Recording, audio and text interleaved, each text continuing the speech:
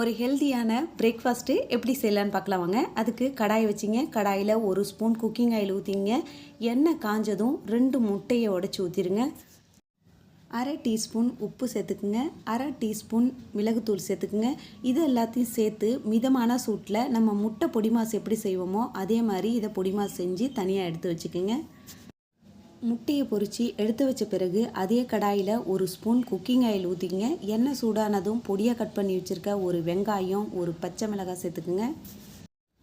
பொடியாக கட் பண்ணி வச்சுருக்க முட்டைக்கோசு, துருவி வச்சுருக்க கேரட்டு இது எல்லாத்தையும் சேர்த்துக்குங்க. இந்த காய்கறிக்கு தேவையான அளவு ஒரு அரை டீஸ்பூன் உப்பு, அரை டீஸ்பூன் பெப்பர் சேர்த்து மிதமான சூட்டில் வதக்கிக்கிங்க.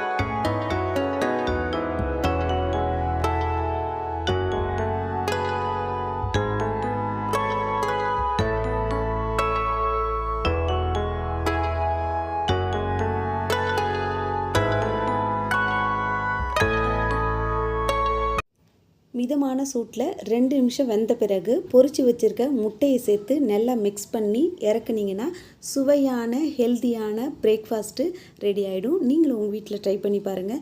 இந்த வீடியோ உங்களுக்கு பிடிச்சிருந்தால் வீடியோக்கு ஒரு லைக் கொடுங்க.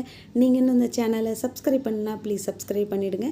அப்படியே பக்கத்தில் இருக்க பெல் ஐக்கான் பட்டனையும் ப்ரெஸ் பண்ணி வச்சுங்க. அப்போ தான் நான் போடுற வீடியோ நோட்டிஃபிகேஷனில் உங்களுக்கு உடனுக்குடன் வந்து சேரும்.